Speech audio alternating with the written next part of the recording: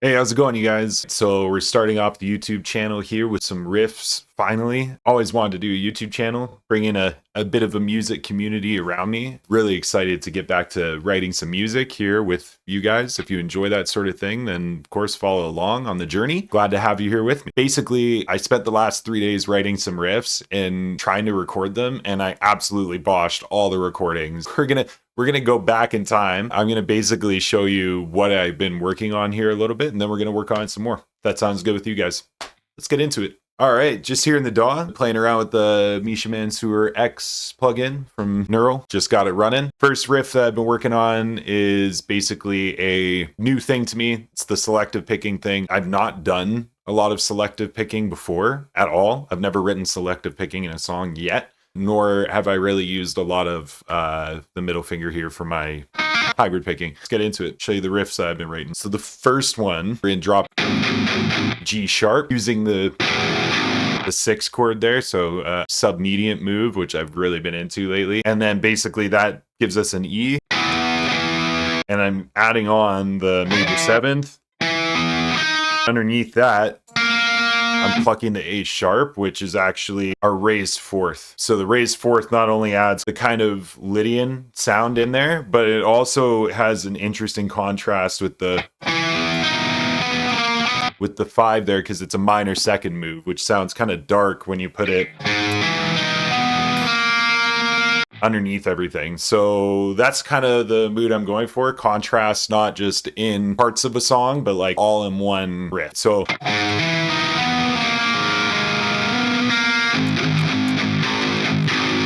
still practicing these riffs. Only wrote them a couple days ago, and it's new to me, the selective thing, right? So still working on it.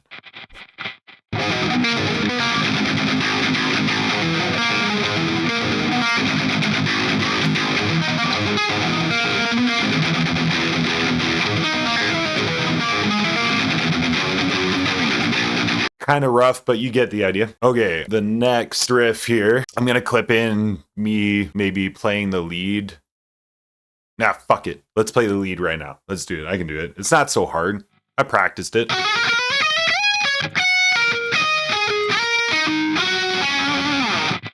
Fuck, close, but let's go.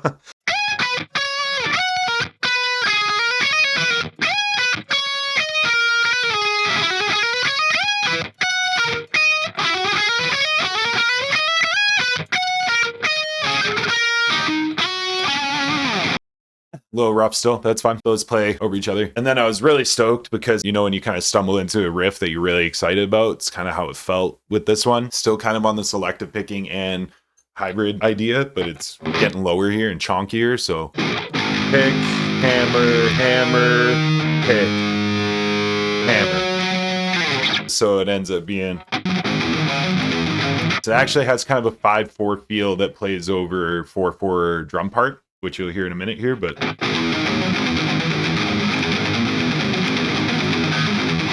and then I just changed the order of the accent on the G sharp string here, so the whole thing sounds like this.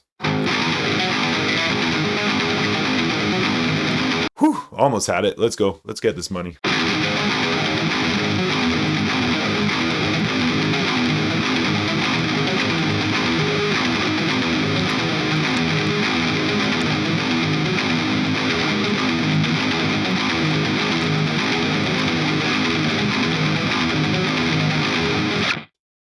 Yeah.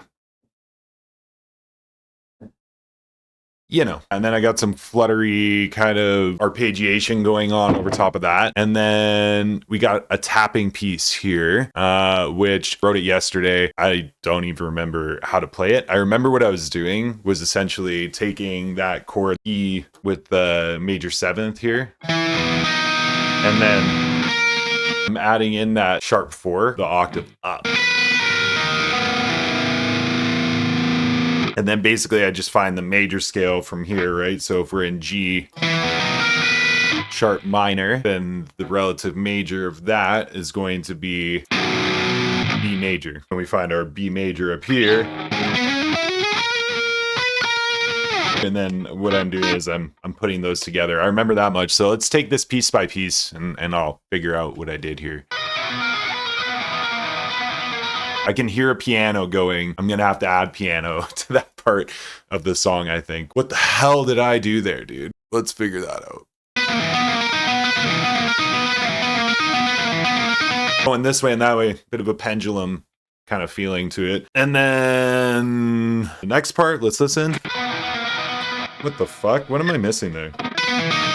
Ah, that's what it's supposed to be. So it happens twice and then comes back. So I'll go between and then like that. Like that. And then next. I think that's what it is.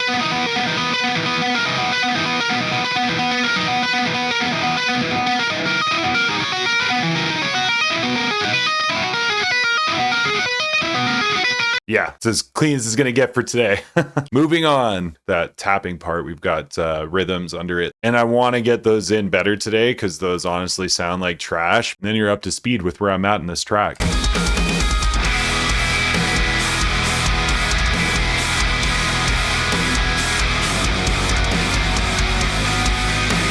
Fun times. Just for the sake of making these hit a little bit harder. A little stretchy stretch here.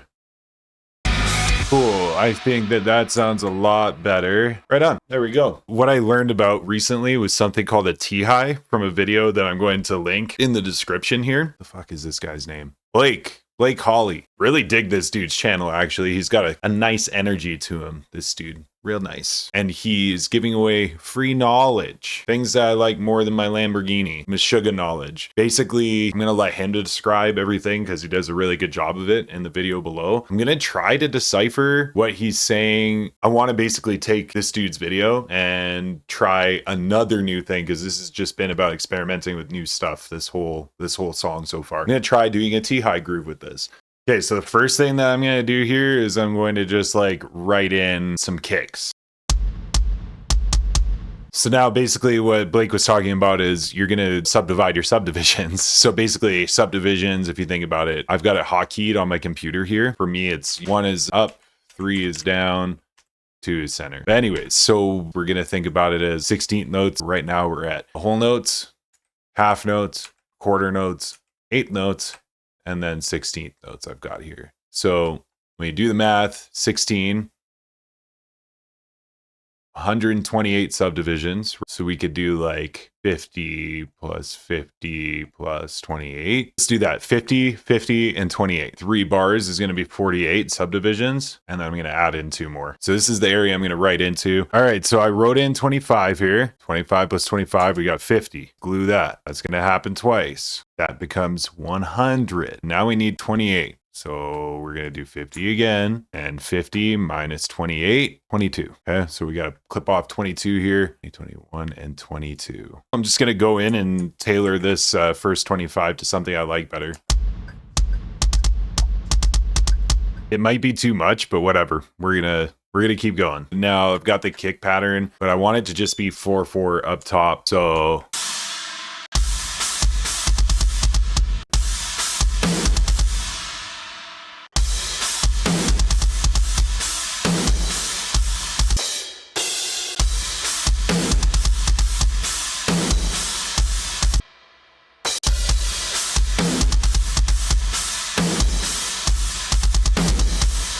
yeah, that is powerful, man. Thanks, Blake. That's pretty sweet. I gotta see how to chug this thing now. Let's practice for a bit here.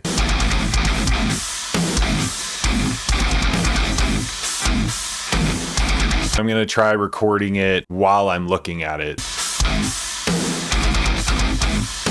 And again.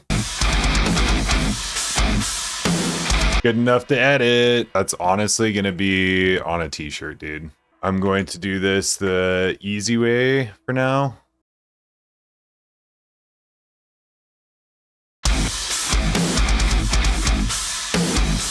All I'm doing right now is I'm just going through, and I've got a lot of hotkeys that are specialized to me, but one of them that I really like is I can add stretch markers with a hotkey, and then those stretch markers allow me to edit really quickly, and then my cursor is below the bottom half of the track here, the take, and I can click and it's going to automatically split and crossfade for me.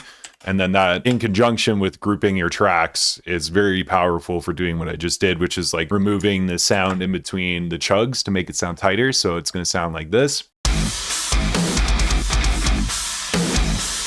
Nice. And we're going to add some bass to it and probably have to just do a little transition there, but that's fine. Get the bass is really easy because all we're going to do is copy the kick MIDI.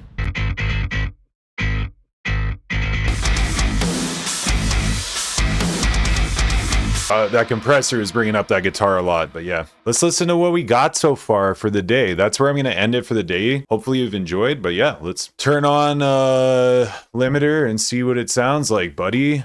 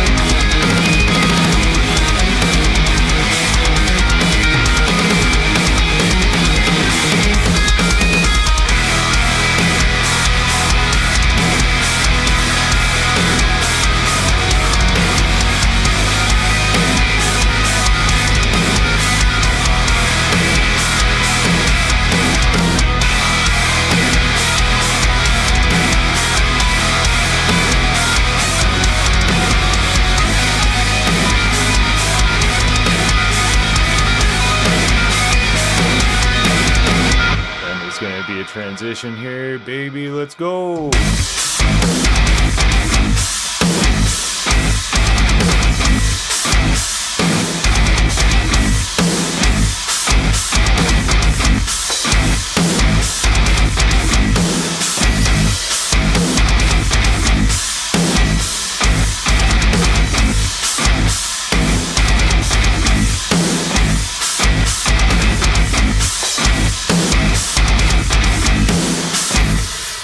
That's all we're going to get for today. I'm going to keep writing this song on the channel. If you've enjoyed hanging with me and getting to the point that we're at so far, appreciate having you here. Please do the things, the YouTube stuff, you know, thumbs, bells, all that bullshit. And yeah, keep rocking. See you soon. Peace.